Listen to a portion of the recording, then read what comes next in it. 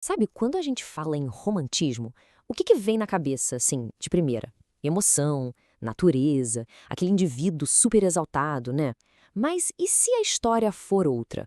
E se a verdadeira origem desse movimento todo for algo, sei lá, muito mais explosivo? E se lá no fundo o romantismo tiver tudo a ver com revolução? Para a gente desvendar essa história, a gente vai seguir o raciocínio de uma mente brilhante, o do historiador Otto Maria Karpaus. A nossa bússola aqui vai ser a obra monumental dele, A História da Literatura Ocidental.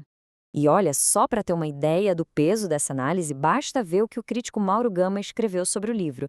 Ele disse que é um trabalho que basicamente redefine o jeito que a gente enxerga a literatura.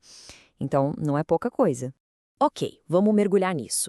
A ideia central do Karpov é bem ousada e vai direto ao ponto. Para entender o romantismo, primeiro a gente precisa entender a Revolução Francesa.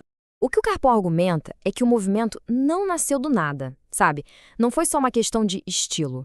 Ele foi, na verdade, uma literatura gerada pela Revolução e totalmente definida por ela. Foi uma resposta artística para uma convulsão política gigantesca. E o mais impressionante é quando a gente coloca as datas lado a lado. O romantismo começa em 1789, junto com a Revolução.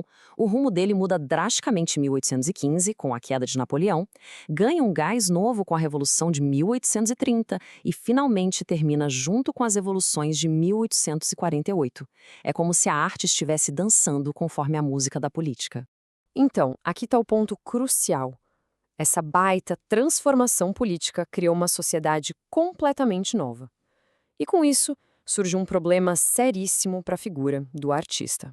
Pensa bem, antes, os artistas tinham seus mecenas, um lugar garantido na corte ou na igreja. Depois da Revolução, o que surge é uma sociedade burguesa, muito pragmática, toda focada na utilidade.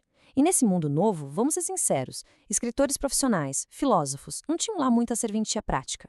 E tem uma frase do Napoleão que, nossa, resume perfeitamente o espírito da época. Ele falando dos intelectuais com aquele desprezo todo, soltou: "Ce sont des idéologues", ou seja, são ideólogos. Era um jeito de dizer: esses aí são sonhadores, gente inútil para a construção da nova ordem. De uma hora para outra, o artista se viu marginalizado. Virou uma figura estranha no ninho, alguém que olhava de fora para um mundo que, aparentemente, não tinha mais lugar para ele. E como é que esses artistas responderam a essa exclusão toda? Bem, eles tiveram que inventar um novo tipo de literatura. Uma que, de propósito, se colocava fora dessa nova realidade social. E eles seguiram basicamente dois caminhos. O primeiro foi o da evasão, uma fuga total para dentro do passado histórico, para o misticismo, para a exploração da emoção mais profunda.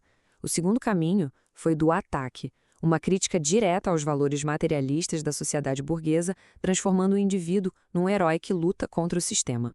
Isso tudo nos leva à definição exata de Karpov para o romantismo. Um movimento de reação que bateu de frente com o racionalismo burguês e defendeu a emoção individual como a única fonte legítima, a única fonte verdadeira de inspiração. Mas, essa reação não foi uma coisa só, um bloco único, muito pelo contrário. Ela teve sabores bem diferentes por toda a Europa. Na Alemanha, por exemplo, a coisa foi mais filosófica, mais sentimental. O movimento por lá bebeu de umas correntes que já existiam antes, que já valorizavam a intuição e a emoção acima da razão pura. Na França, que foi o epicentro de tudo, as origens estavam ligadas diretamente aos ideais políticos de liberdade e igualdade, os mesmos ideais que causaram a própria Revolução. Agora, na Inglaterra, o sentimento foi bem diferente. O ponto de partida ali foi, em grande parte, uma reação conservadora, sabe? Contra o caos, os excessos da Revolução, um sentimento fortemente contra-revolucionário. E aí que está o paradoxo mais fascinante.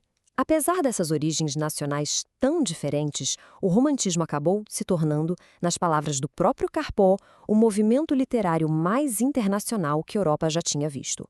O romance histórico do Walter Scott, o poema narrativo do Lord Byron, tudo isso cruzou fronteiras, criou uma espécie de concerto europeu da literatura.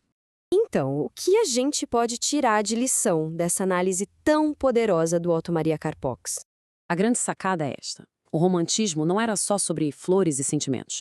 Foi a resposta necessária, complexa, às vezes contraditória, mas sempre, sempre profundamente humana, de uma classe de artistas ao mundo que tinha virado de cabeça para baixo.